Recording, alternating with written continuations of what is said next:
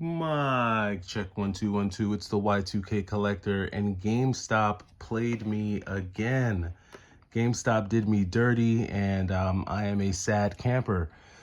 So as I mentioned, during the last like 2 days of GameStop's buy two get one, I didn't really want to try and drive around to any of my local GameStops because I knew that there really wouldn't be anything for me in store. And so the best route for me, based on my area, was going to be for me to try and see what I could find online.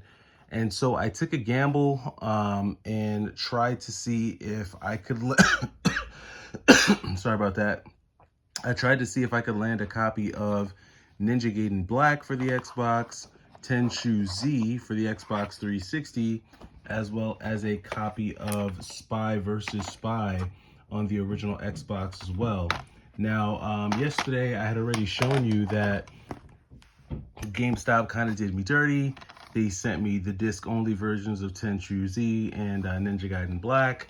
So that was a humongous bust.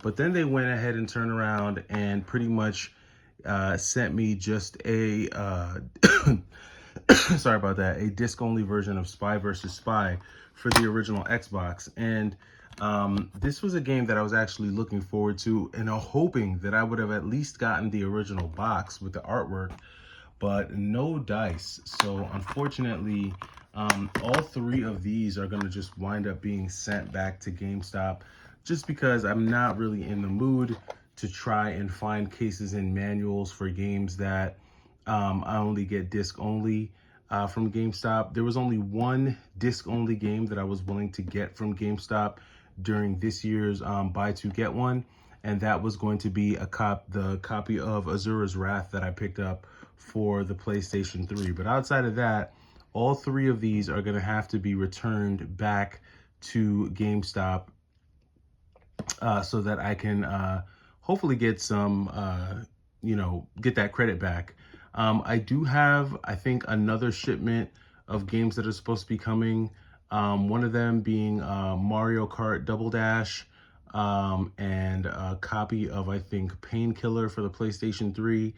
I'm almost 99% sure that Double Dash is going to come as disc only, which that's fine. If it does, that's cool.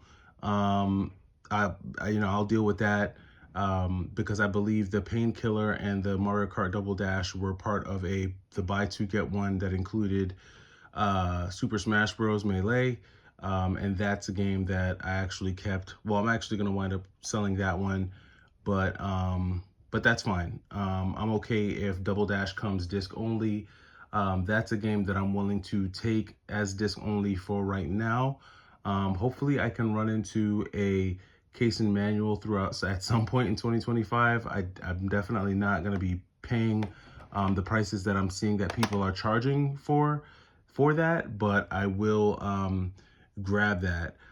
In other news though, I am pretty stoked that I was able to get a copy of Otogi for the original Xbox, and this is one that I was really surprised I couldn't find. I went to a good number of stores the week before Black Friday. I also went to a couple stores on Black Friday, and no store had a copy of Otogi or Otogi 2 for the original Xbox. And this is like a hack and slasher that I really wanted to add to my personal collection.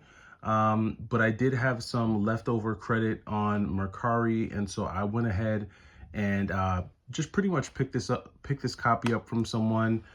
They had it for roughly around 42 bucks, which isn't a bad price on this. I feel like this game goes for around 50 to 55 bucks. But then I was burnt because I then went ahead and put in a bid. Someone had both copies of Otogi and Otogi 2. And if you know, Otogi 2 is like a $100 game.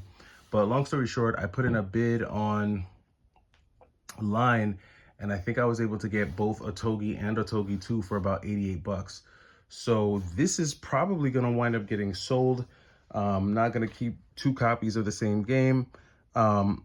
At the very least, I'm just looking to make my money back that I spent for it. If I can make a little extra, then that's fine.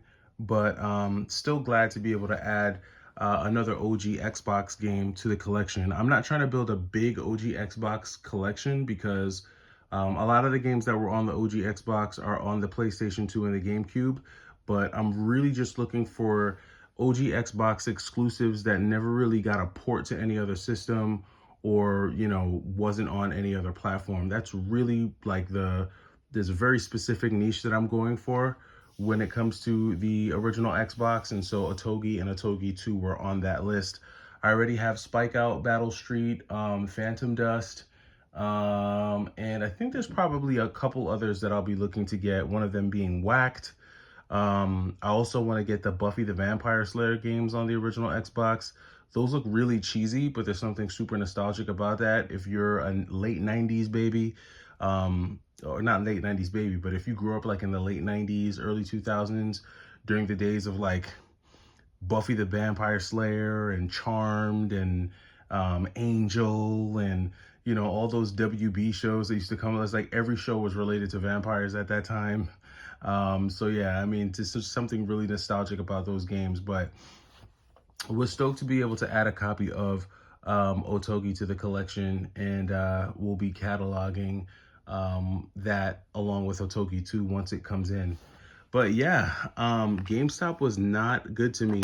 It was not as good to me this year as it's been in the past, or really as it's been throughout the year. I feel like I've had way better luck with GameStop during the year than I did just during Black Friday. But you win some, you lose some.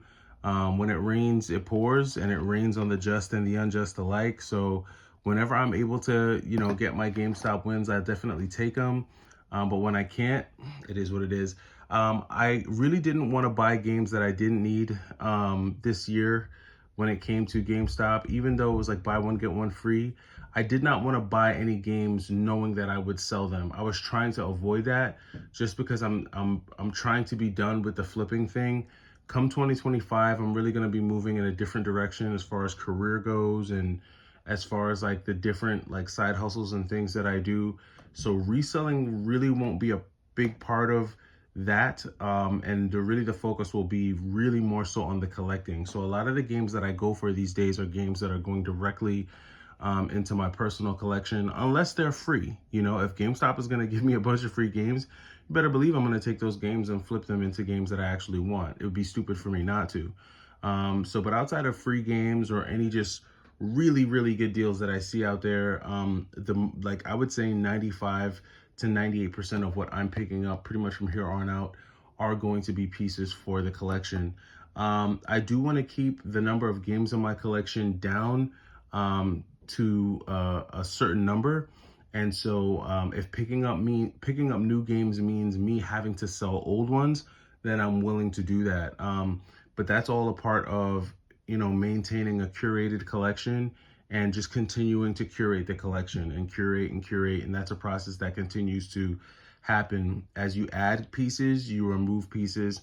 And I really, you know, my goal is to have a collection full of collection pieces that I really enjoy and games that I really like to play. So I think this year was pretty good with that. We added a ton of solid collection pieces.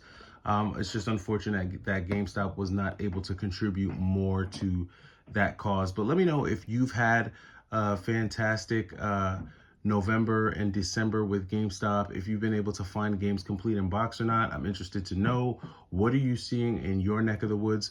And I'll catch you in the next video. It's the Y2K Collector. Take it easy.